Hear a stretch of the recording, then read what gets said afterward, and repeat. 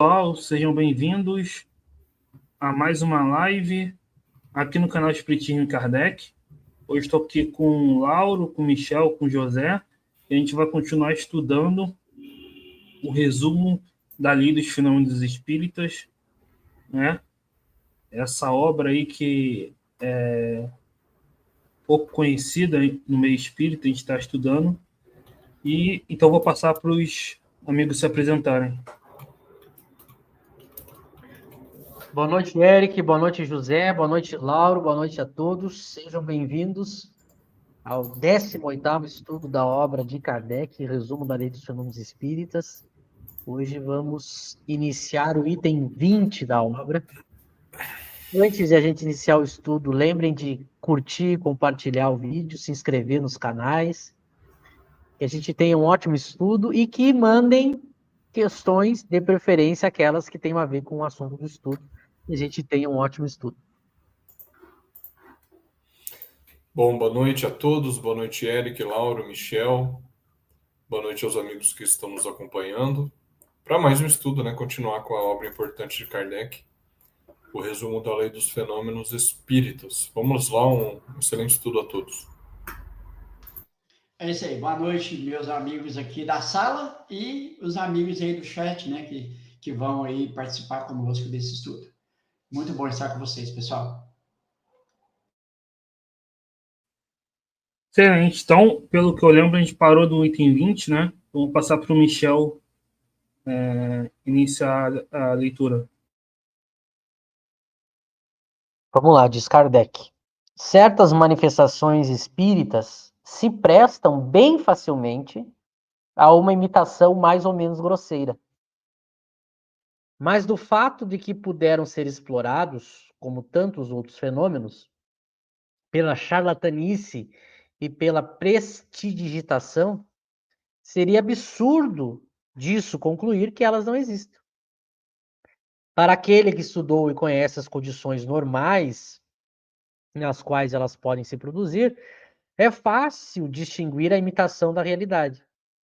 A imitação, de resto, não poderia jamais ser completa e não pode enganar senão o ignorante incapaz de apreender as nuances características do fenômeno verdadeiro.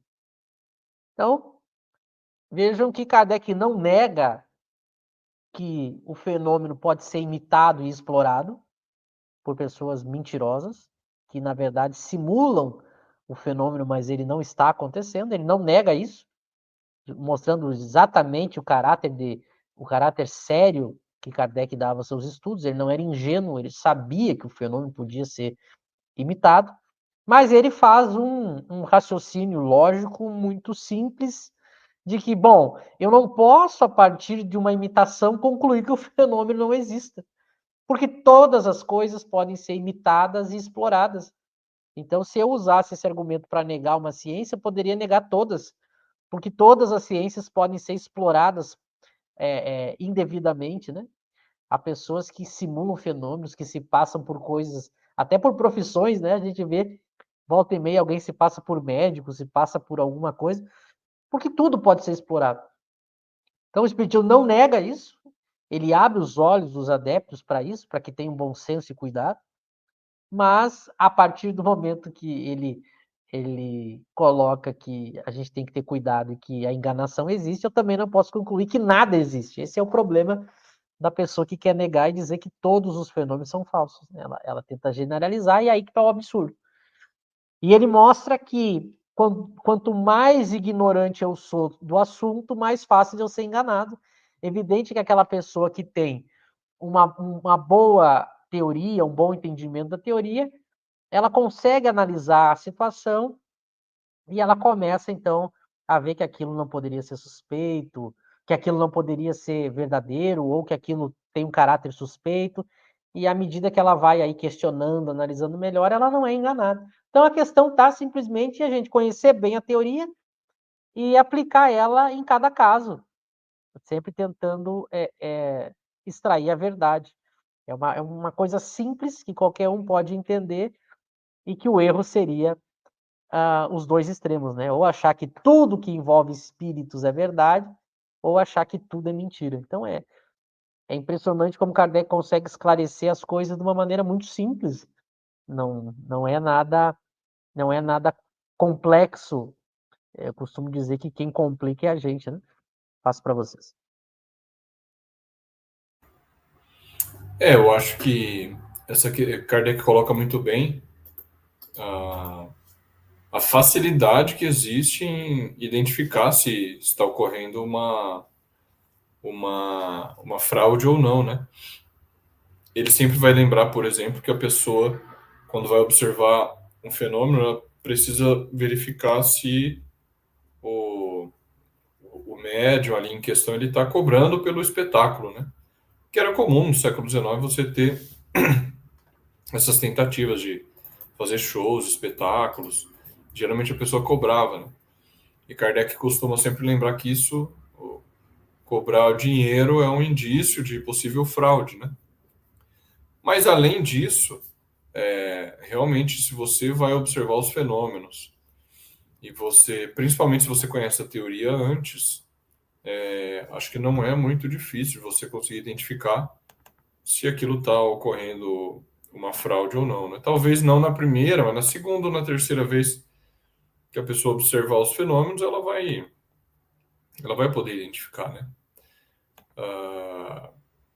A impressão que dá mesmo é que as pessoas que, como é muito comum acontecer com o espiritismo, né? As pessoas que dão esses argumentos é mais por espírito de sistema, né? Como dizia Kardec, é uma negação sistemática dos fenômenos, não querer aceitar a realidade dos fenômenos do que qualquer outra coisa, né? A gente lembra, se não me engano, na obra O que é o Espiritismo, que Kardec vai falar sobre essa objeção que tinha da fraude através de um suposto mecanismo, um mecanismo que faria as mesas levitarem, né? E aí ele diz assim, olha, que se existe tal mecanismo, quem é que produz esse mecanismo? Quem é que é o gênio que produziu esse mecanismo que ninguém conhece? E mais, ele deveria espalhar esse produto pela Europa inteira, pelo mundo inteiro, porque os fenômenos eram produzidos em toda a Europa e no mundo, né? Então, quem é esse cara que ninguém sabe? Ou seja, essa hipótese do mecanismo, é claro, pode haver eventualmente, mas a pessoa identifica, né? Quando é uma fraude, quando é um mecanismo desse tipo. E quando não quando a pessoa verifica que de fato tem uma ação dos espíritos lá, isso também é verificável para quem conhece a teoria, quem experimenta com honestidade os fenômenos, né? Como o José falou, né? Como Kardec fala, né? O fato de haverem vinhos falsificados não prova que todos os vinhos sejam falsos, né? É o que Kardec, isso está sendo muito debatido atualmente, né? Da questão da fraude e tal. Kardec fala num capítulo dos sistemas do livro dos médiuns, né? Ele fala, existe outros sistemas, existe a fraude, existem casos que não é mediunidade, mas a teoria espírita é a única que consegue explicar todos os casos, que existem os casos que são verdade também, né? E como o José falou, né, um sinal bom é o desinteresse, né, tanto econômico quanto moral, vamos dizer assim, né, na questão da